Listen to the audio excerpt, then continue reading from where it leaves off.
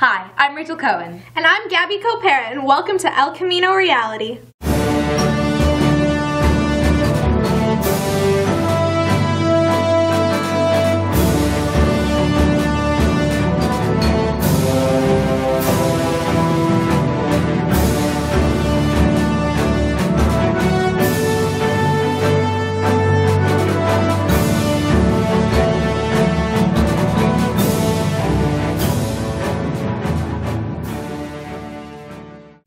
Whether you're single, taken, or just out to have fun, Valentine's Day is a stylish occasion, right down to the last accessory.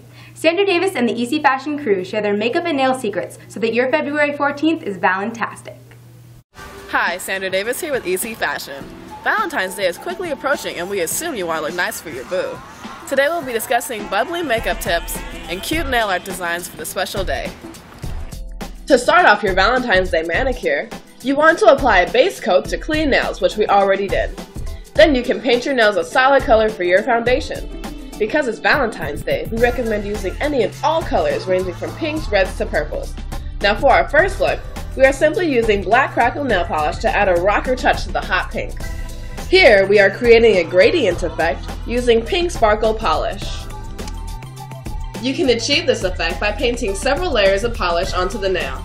And every time you make a new layer, paint closer and closer to the tip. Then you have your gradient. The next look is a classic one, but we are making it spunky and unique.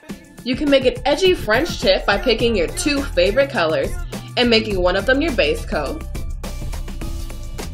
and one your tip.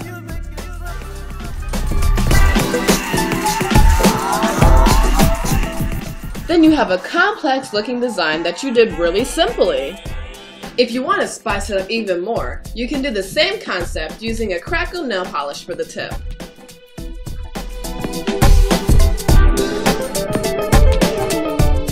These nail designs are simple and classy.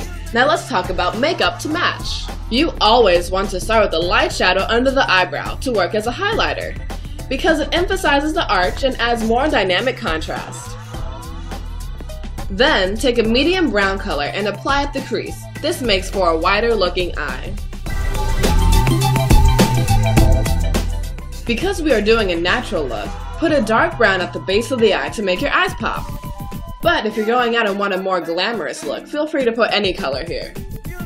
Now we are putting a light shade of eyeshadow at the inner V. This really opens up the eye and adds more depth. Here, just blend it together to avoid any abrupt lines. Make a fishy face as a guide for your blush, and make sure not to put too much. And then add a nice natural shade of pink lipstick.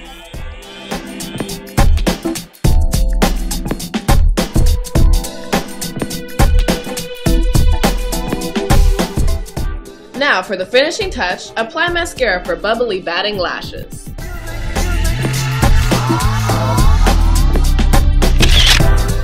You're ready to go and celebrate and show off your natural glowing beauty. But wait, there's more. If a bolder look is what you're seeking, then change the natural pink to a hot red. Now get out there and stretch your stuff this Valentine's Day.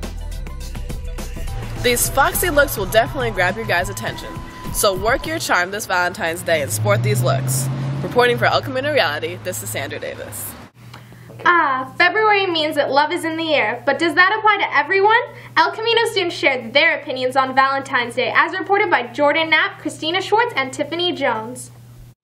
Valentine's Day is this Thursday. Our newest staff members, Jordan Knapp, Christina Schwartz, and Jake Grubiger, asked students what they think of this special day. To do is go on a date, like on a picnic or something. Mom gave me a box of chocolates, and that was pretty dope.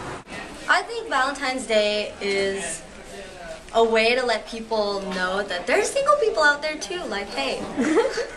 I think Valentine's Day is kind of superficial, but also I think that it's a good way to express, like, your love. Save money by not having a girlfriend is usually my favorite thing to do on Valentine's Day.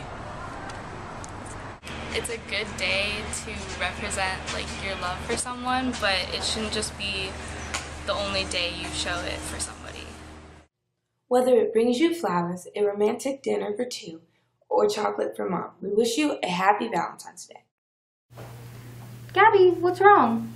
Well, I mean, not everyone has a date for Valentine's Day. I'm as single as a Pringle. Pringles there's like 60 of them in a can. They're not really single. And they spoon. But that is not what wrestlers do. That's true. On the contrary, wrestling is a very physically demanding sport, and our team does it quite well. Didn't they just beat Granada and Birmingham? They did.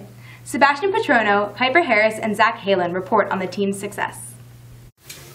When it comes to wrestling, El Camino triumphs overall. But how much do we really know about this challenging sport? Some members of the wrestling team give us insight on how it is to be a wrestler. The hardest part of wrestling so far is cutting weight. Some people have to cut 15 pounds, some 20 pounds. But me, I just bump up a weight class. I just don't like it. At the gym 3 times a week, Mondays, Wednesdays, and Fridays. Just lifting weights and doing core exercises. The favorite part about wrestling is just the whole ECR wrestling family, just training, going to tournaments, traveling. It's a lot of traveling in wrestling, and that's pretty fun. After a season filled with victories, our wrestlers feel very confident about regionals. I feel pretty confident because I've been working pretty hard. Pretty confident I'm going to get first. Right now I'm first in city, and I'm going to get first at regionals and first at city. Even with their amazing wins, team members have different views on how much credit the team should get in the school. I think it does, like, people recognize it. Not really.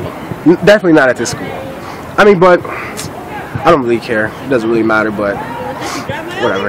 With regionals coming very soon, El Camino's wrestling team is confident they'll do great. For El Camino Reality, this is Ish Motardi reporting. Thanks, and don't forget to keep up with our wrestling team through regionals. If you've ever been bored with friends, you may have made up a scavenger hunt. Our very own CJ DeAngelus took part in Gish Wish's International Scavenger Hunt. Sandra Davis reports. Many of you know Charles DeAngelus as the music teacher here at El Camino. But did you know he also cannot resist a challenge, particularly on an international scale? He found the organization Gish Wishes and rose to the challenge, or 150 challenges, that is. I don't feel like I chose to participate in the scavenger hunt. I feel like the scavenger hunt chose me. There was no way to prepare because we had no idea what we were going to be asked to do prior to getting the list. Our own ECR students helped tremendously with Mr. D's scavenger hunt.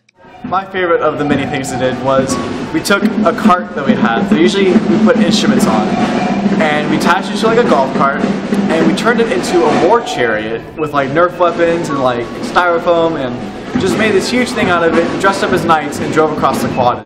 I helped with Twister, where we had to wear all solid clothing and get tangled up together. Yeah. And then I also helped with finding a couple in Utah that had been married for over 60 years. I was a part of the human abacus for jazz band. He had us make a diagram of a psychological theory or something out of chalk. As winner of the scavenger hunt, Charles DeAngelus and his crew, Team Bad Wolf, will be traveling to Scotland to stay in a haunted castle. Reporting for El Camino Reality, this is Sandra Davis. From all of us here at El Camino Reality, have a great day, and stay sharp, conquistadors. Don't forget to tell your friends to check us out on our website, ecrjournalism.com.